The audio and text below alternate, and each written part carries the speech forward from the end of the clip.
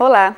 A doença de Lyme é uma infecção bacteriana transmitida por carrapatos, muito comum na América do Norte e na Europa.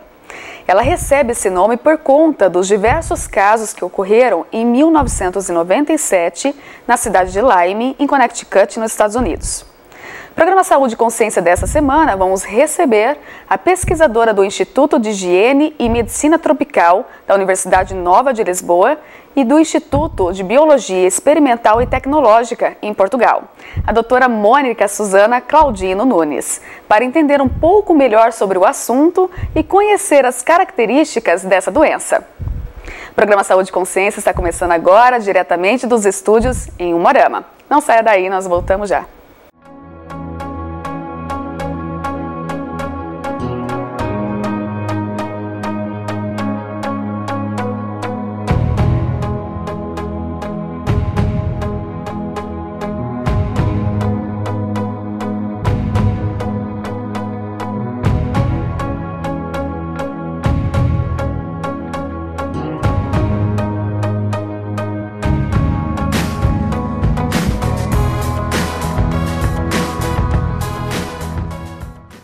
Estamos de volta com o programa Saúde e Consciência em nossos estúdios e recebo a doutora Mônica Nunes, que é de Portugal.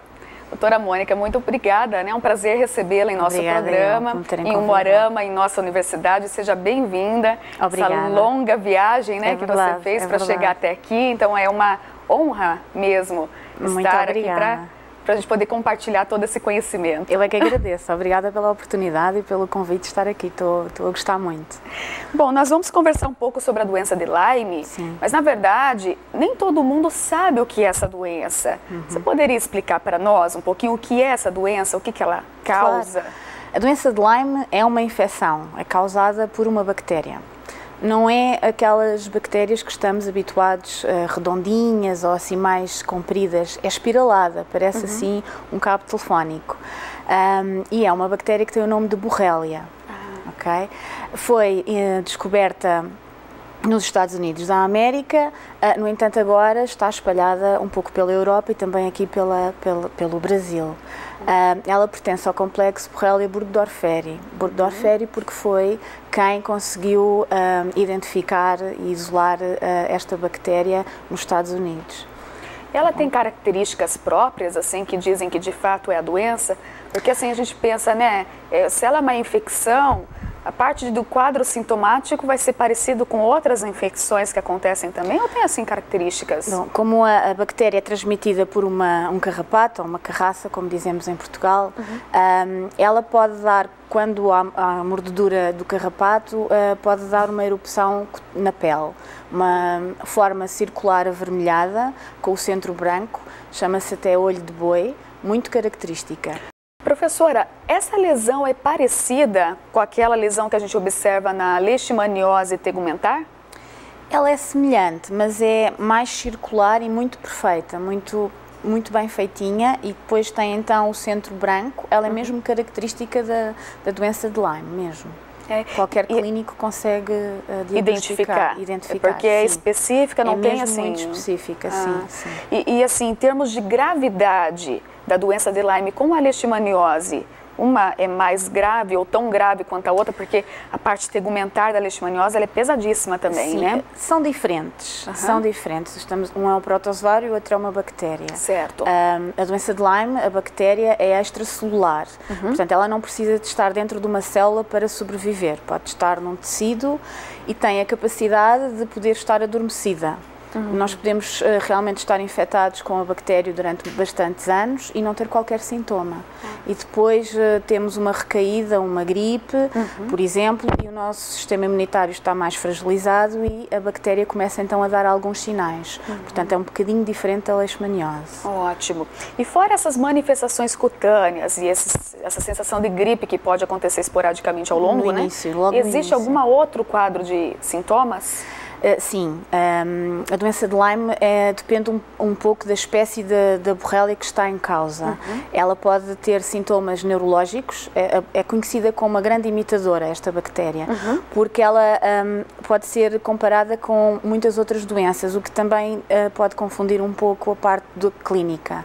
Mas ela pode dar sintomas neurológicos, pode dar sintomas dermatológicos e também ao nível das articulações, depende exatamente da espécie que está em causa. E depende também a gravidade do estado imunológico da própria pessoa. Depende da própria resposta da pessoa, sim, depende. Por exemplo, nos Estados Unidos da América, que só há comprovadamente uma espécie a circular, portanto ela é mais dirigida para as articulações, mas na Europa nós temos 8 espécies a circular e, portanto, em termos de sintomas é mais complicado conseguir diagnosticar a doença.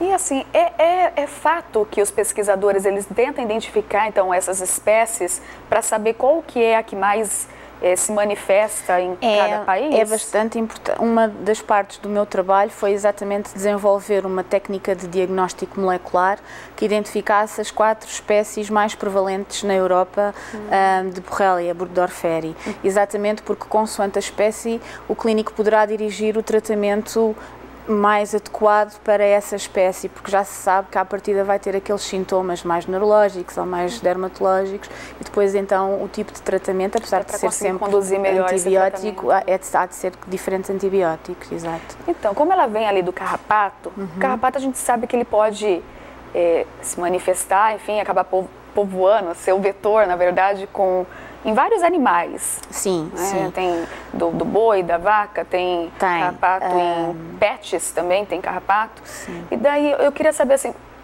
a doença de Lyme, ela pode estar em todos esses animais? Como que funciona? Comprovadamente existe um género de carrapato que é vetor desta bactéria, que é chamada Ixodes. E este tipo de carrapato não está muito associado aos animais como as vacas ou os cães.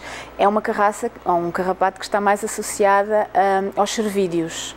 Portanto, e está mais presente em zonas florestadas. Não quer dizer que a bactéria também não esteja noutro tipo de carrapato, noutra espécie, já foi encontrada em várias, mas não sabemos até que ponto é que o carrapato consegue transmitir o agente para outro animal ou para o humano. Comprovadamente só mesmo Ixodes. Por exemplo, aqui no Brasil, vocês ainda não conseguiram isolar o agente, quer dizer, já conseguiram isolar de vários carrapatos, mas ainda não conseguiram provar a transmissão desse agente por esses carrapatos e, portanto, o vetor ainda não está completamente identificado. Ao nível dos Estados Unidos e da Europa, o género é Ixodes, mas a espécie é que varia. Já estaria mais específico. Mais específico, está muito ligado aos cervídeos, está muito ligado a zonas úmidas e com muita floresta. É um carrapato muito pequenino, ao contrário dos bovinos e de outro tipo de animais. Sim. Sim. Porque é comum, nós temos um programa, na verdade temos 2 programas que vão acabar estudando bastante o carrapato aqui dentro da universidade. Não sei exatamente a espécie, nem a condução do estudo que eles fazem, né? Acho que deve ser voltado mais para a parte de... Babesia, rickettsias, antimicrobianos também, né? Eles tentam jogar para um outro lado, que seria o programa de biotecnologia. Nós temos uma professora que estuda bastante a questão, né, do carrapato, e lá no programa de ciência animal. E eles isolam de grandes animais e de pequenos animais quantidades enormes, né? E não quer dizer obrigatoriamente que eles acabam manifestando também que consigam transmitir. Por vezes fica pelo carrapato e já não passa, depende da capacidade de transmissão desse vetor. Sim. Joia. E na Europa, lá em Portugal, é comum a doença de Lyme? Começa a falar-se um pouco mais do assunto. Não é um país endémico. No norte da Europa é mais prevalente este tipo de doença, exatamente porque é uma zona mais úmida, mas no sul da Europa, com as alterações climáticas, começamos a ter mais casos de doença de Lyme. O problema está um pouco na parte do diagnóstico, do clínico estar sensibilizado para que existe e que poderá ser ou não a doença de Lyme. Alguns dos clínicos ainda não estão totalmente sensibilizados para essa parte, porque acreditam que é uma doença dos Estados Unidos, mas realmente temos visto os casos a crescerem cada vez mais. Sim. E no diagnóstico, obrigatoriamente, a primeira manifestação que vai acontecer no paciente é a manifestação cutânea? O diagnóstico desta doença é muito clínico, mas nem todas as pessoas fazem a reação cutânea. Cerca de 70% faz, mas os outros 30% não. Tem os sintomas gripais normais, mas depende exatamente... Sintomas gripais é extremamente difícil, muito comum. Ele vai estar associado a diversas, exatamente. O que acontece muitas vezes é que já é diagnosticada numa fase tardia, chamada numa fase crónica, em que os sintomas já são mais dirigidos e os sinais também, portanto o clínico já começa, depois de ter feito todos os outros despistes de outras doenças, começam então a entrar na doença de Lyme e a pensar um pouco por aí, mas não é uma doença fácil de diagnosticar, não é? Eu acho que, como ele vai estar sintomas neurológicos também, talvez o neurologista esteja um pouco mais atento a isso, de estar solicitando exames para tentar descartar. Nós começamos a ver algum interesse e a receber algumas amostras cada vez mais dos serviços de neurologia dos hospitais. Exatamente porque, como esta bactéria é grande imitadora, há até alguns trabalhos sobre o assunto de alguns casos de esclerose múltipla, por exemplo, poderão estar associados ou não à borrélia. Não é que a borrélia vá causar esclerose múltipla, mas tem sintomas que são exatamente iguais à esclerose múltipla. E, portanto, nesse caso, nesses doentes, nós temos recebido bastantes pedidos mais para rastreio, para ter despiste se é ou não é. Sim. Mas é diagnóstico diferenciado, né? É um diagnóstico diferenciado. Realmente o fato. Têm estado cada vez mais sensibilizados para... Fizemos alguns trabalhos também de sensibilizar os clínicos e, portanto, tem sido muito importante e tem sido... E você, doutora Mônica, a senhora sempre estudou a doença de Lyme? Não, eu sempre estudei zoonoses, não é? Mas comecei com a leishmaniose, foi o meu estágio de graduação em leishmaniose, e depois passei para a leptospirose e acabei, como fiquei muito interessada nos carrapatos e nos agentes transmitidos por eles, acabei com a doença de Lyme, fiz o meu doutoramento em doença de Lyme. Sim. E lá em Portugal, no laboratório de vocês pesquisam exatamente o que na doença de Lyme? Nós somos um laboratório de diagnóstico, nós somos laboratório de referência para a leptospirose, para a OMS em Portugal, só existem 2, e para a borreliose de Lyme fazemos também o diagnóstico à população, somos um laboratório que presta serviços à comunidade e, portanto, recebemos as amostras dos vários hospitais com quem temos acordos para fazer o despiste, o diagnóstico da doença de Lyme, para ajudar acima de tudo o clínico, mas também como o Instituto de Higiene e Medicina Tropical tem a parte da consulta do viajante, também recebemos amostras de doentes vindos daí para poder ajudar, sim. Portanto, e ela pode ser contagiosa, essa doença, ou não? Ela só é transmitida através do carrapato? Há vários estudos. Na minha opinião, isto é a minha opinião, é sempre preciso o carrapato para transmitir o agente. Há alguns estudos de transmissão sexual, mas é muito pouco conhecido, e também na transmissão mãe-filho. Mas é então tão poucos casos que não há completamente prova que realmente isso é assim tão direto ou não. Portanto, é sempre necessário a presença do vetor para que ocorra uma transmissão do agente. O tratamento é tão sofrido quanto o próprio tratamento da leishmaniose ou da leptospirose, né? Porque são agentes bastante tóxicos. Como qualquer bactéria, o tratamento é através da antibioterapia. Depende da fase da doença. Se for numa fase muito inicial, o tratamento é feito com um antibiótico de toma regular, normal, em casa. Mas se já for numa fase tardia, numa fase crónica, o tratamento é hospitalar, através de intravenoso, com um antibiótico bastante forte, com sintomas que dá efeitos secundários bastante chatos. Bastante efeitos colaterais difíceis. Sim, bastante efeitos colaterais, sim. E muitas das vezes pode até não curar completamente, é um caso mesmo já numa situação crónica. Ele vai necessitar então de um tratamento a longo prazo, de manutenção, fazem tratamentos atrás de tratamentos e mesmo assim estão anos até e nem sempre conseguem eliminar a bactéria. Doutora, nós vamos para um rápido intervalo. Obrigada. Nós voltamos já. Você que está em casa, não saia daí. Nós voltamos já.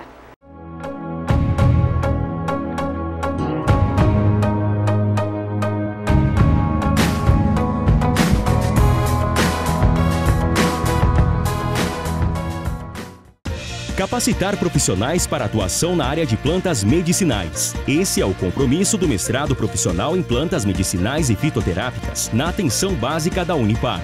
Recomendado pela CAPES, com 2 linhas de pesquisa e moderna infraestrutura, o curso tem como objetivo formar mestres que contribuam com o setor produtivo e com o sistema público de saúde na área da fitoterapia.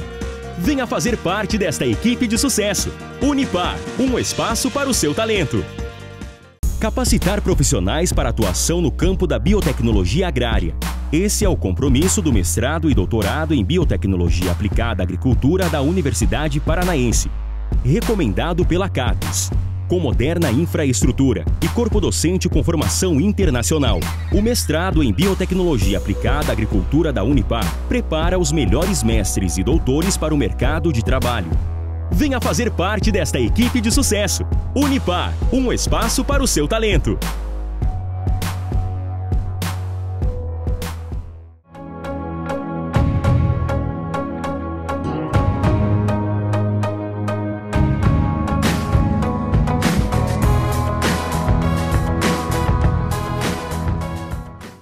Estamos de volta com o programa Saúde e Consciência em nossos estúdios, a doutora Mônica Nunes.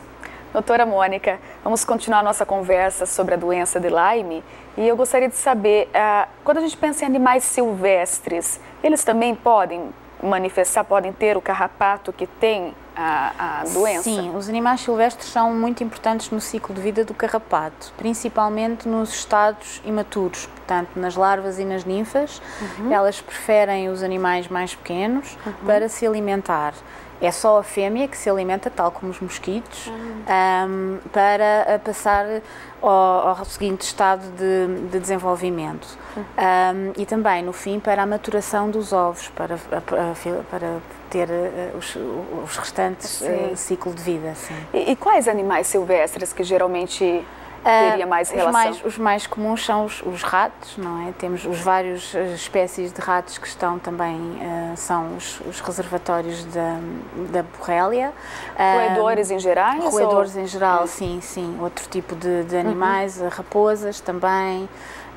Isto para os estados imaturos. Depois o estado adulto prefere animais de maior porte, como os cervídeos, mas também no caso dos humanos ou dos cães, que somos considerados os hospedeiros finais, porque não transmitimos, não é? Caso nós temos comportamentos de ir fazer caminhadas para a floresta, ou levar o cão, e nesse caso elas também conseguem agarrarem-se a nós e servimos como hospedeiros. Uma vez que a pessoa ela é contaminada com essa bactéria, ela consegue eliminá-la completamente ou ela vai ter isso para o resto da vida? Depende um pouco também da espécie em causa e do sistema imunitário da própria pessoa. Normalmente a doença de Lyme é uma doença crónica. Algumas pessoas conseguem realmente eliminar, se for numa fase muito inicial da doença, se realmente houver a mordura da carraça e logo uma desconfiança à partida que aquela é a espécie que transmite a bactéria, então aí faz logo o tratamento como profilaxia. Se a doença realmente evoluir para um estado mais avançado, torna-se crónica e é bastante complicado a eliminação total da bactéria. Do agente, sim, né? pode ficar crónica a vida toda e vai fazendo estragos na nossa saúde consoante os anos. Você citou agora sobre profilaxia. É possível prevenir? A gente tentar ter medidas em casa? As melhores medidas é evitar o carrapato, é evitar as zonas onde ele poderá estar. Claro que nós cada vez mais, com os hábitos de sermos mais saudáveis, fazemos muitas caminhadas em florestas e não é deixar de fazer caminhadas, mas é usar repelentes, por exemplo, e quando acabamos a caminhada ter o cuidado de ver todo o corpo. São carraças que são muito pequeninas, como disse, e que se escondem muito bem atrás das orelhas, atrás aqui na zona das pernas e que têm a capacidade, quando nos mordem de anestesiar, portanto nós não sentimos a mordedura da carraça. E normalmente quando damos por que temos realmente o carrapato ou a carraça, já está numa fase muito grande, já se alimentou e é aí que damos por conta dela. Mas realmente a melhor maneira é verificar o corpo após a caminhada, usar roupas claras, brancas, de forma a que se consiga rapidamente ver o carrapato. Sim. As pessoas que vivem mais em ambiente rural, elas são mais suscetíveis a doenças como essa? São porque estão mais expostas ao vetor. Normalmente nós lá em Portugal, no caso dos guardas florestais, que estão mais perto das florestas, também estão mais expostos. Nós fizemos alguns estudos lá em Portugal em alguns guardas florestais e eles tinham os anticorpos contra a bactéria presentes, portanto tiveram em algum ponto da sua vida expostos à bactéria. Portanto, então é possível que a pessoa também tenha a bactéria, né, que dê positivo na fase do exame e não manifeste nada? Também é possível isso acontecer. A bactéria pode realmente ficar adormecida durante bastantes anos. Nós tivemos casos de pessoas que que se recordam de uma mordedura de carrapato quando tinham 8 anos e aos 40 começam a ter alguns sinais estranhos e alguns sintomas que o clínico tem dificuldade em perceber, e depois quando se faz a história foi exatamente quando tinha 8 anos e estava na floresta a brincar que foi infectado pela bactéria. Sim, ela tem essa aqui, capacidade. assim, você tem conhecimento aqui no Brasil, qual região assim, nossa, que seria mais suscetível à exposição de doença de Lyme? Portanto, toda a vossa costa do Brasil, mais junto do oceano, é uma zona considerada, não é endémica, porque vocês não têm muitos casos, ou pelo menos não estão tão diagnosticados, mas, por exemplo, o Paraná é o segundo estado com maior prevalência de doença de Lyme, apesar de não ser aqui chamada doença de Lyme, chamam-lhe doença de Lyme-like ou o síndrome de Bajo-Yoshinari, mas o Paraná é o segundo estado com maior prevalência, sim. Olha só, e a gente não escuta muito, né? Não é comum escutar a população falar. Acho que ainda não está muito sensibilizada, exatamente porque ainda há muito por fazer. É uma doença aqui que é relativamente jovem, foi descoberta há relativamente pouco tempo, há muitos estudos por fazer, mas já se começa a ouvir falar e a estudar um pouco mais a situação cá no Brasil. E o tratamento, ele acontece, né, dos antibióticos, claro que vai depender da gravidade, como você mesmo já explicou, mas ele seria basicamente na via oral, e o tratamento da lesão, quando aparece lesão cutânea, também é utilizado, agentes sim, tratamento via oral, antibiótico simples de tomar durante um mês, por aí. Se for então numa fase crónica, poderão ser meses ou anos a fazer antibioterapia. Sim. O duro do antibiótico é que dá muita interação, efeito colateral. Exatamente, os efeitos secundários que depois vão estragar tudo o resto e vão dar outros sintomas mais chatos. Sim, bastante complicado. Doutora, eu queria conhecer um pouco mais sobre o instituto que você trabalha. Na verdade, são 2 institutos, né? Um ligado à Universidade Nova de Lisboa e o outro ele é privado. Sim. Qual é o trabalho que você realiza em cada um desses locais? No Instituto de Higiene e Medicina Tropical, eu sempre trabalhei na parte das zoonoses. Eu trabalho na doença de Lyme, foi onde fiz o meu doutoramento. Também entrei um bocadinho nos vírus transmitidos pelos carrapatos, porque é realmente a área que me atrai, é os carrapatos em si. E carrapato é danadinho, né? Na verdade, ele é um agente que ele pode ter vários... Apesar dos mosquitos serem muito estudados e muito falados, eu acho que o carrapato ainda vai ser uma surpresa. Porque tem imensos agentes, uns mais conhecidos, outros menos, e há muita coisa por estudar. Que pode contaminar o ser humano. Exatamente, pode infectar. No Instituto de Biologia Experimental e Tecnológica, onde agora trabalho, estou a fazer o meu pós-doutorado, trabalho numa área completamente diferente, não é uma zoonose, trabalho em vírus, mas em vírus associados aos alimentos, portanto em segurança alimentar. É mais por aí que estamos a começar. No nosso caso, como Portugal tem uma zona muito costeira, bastante grande, estou a trabalhar em vírus associados ao peixe português. E alimentos, eles são os industrializados ou alimentos rotineiro ou é a parte de frutas, hortaliças? Um pouco de tudo. Nós temos vários parceiros, temos várias colaborações com a indústria e, portanto, temos desde a indústria de sumos, a indústria de produção de azeite, a indústria de venda de saladas empacotadas. E, portanto, nós fazemos um pouco controlo em todos esse tipo de alimentos. Eu comecei agora com a área dos vírus associados ao peixe, porque o peixe é bastante importante. Portugal vive muito da pesca, mas também irá ser depois feito noutro tipo de alimentos que venha a interessar ao país, claro. E é claro que esses locais também desenvolvem pesquisa, né? Não é só a prestação de serviço para tentar identificar e certificar aqueles selos de qualidade, né? Para dizer que de fato o produto está isento. Temos as duas áreas. Temos, no caso do Instituto de Biologia Experimental e Tecnológica, temos a área de investigação, sim, e depois também temos a parte da segurança, do controlo alimentar, com a parte de auditorias e por aí fora.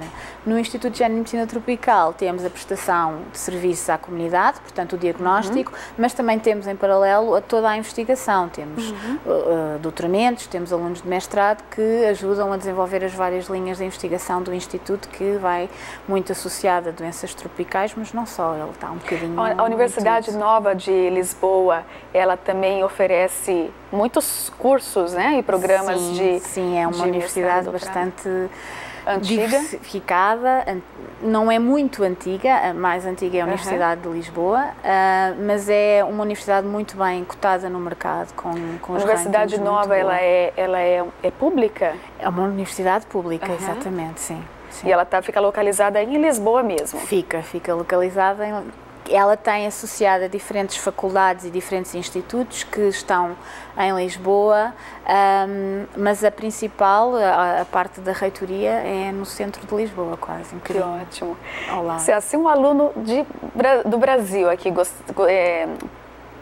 se ele gostaria, né, de tentar estudar em Portugal, na Universidade Nova de Lisboa, existem programas de intercâmbio voltado para outras? Existem. A Universidade Nova de Lisboa tem várias colaborações feitas com várias universidades brasileiras e, portanto, há a possibilidade de haver intercâmbio. Já tivemos alguns alunos no Instituto de Género e Medicina Tropical do Brasil que foram fazer partes do doutoramento ou foram fazer estágios, portanto nós temos essas parcerias. Geralmente é voltada assim mais para o estrito senso, né, mestrado e doutorado, ou a graduação também?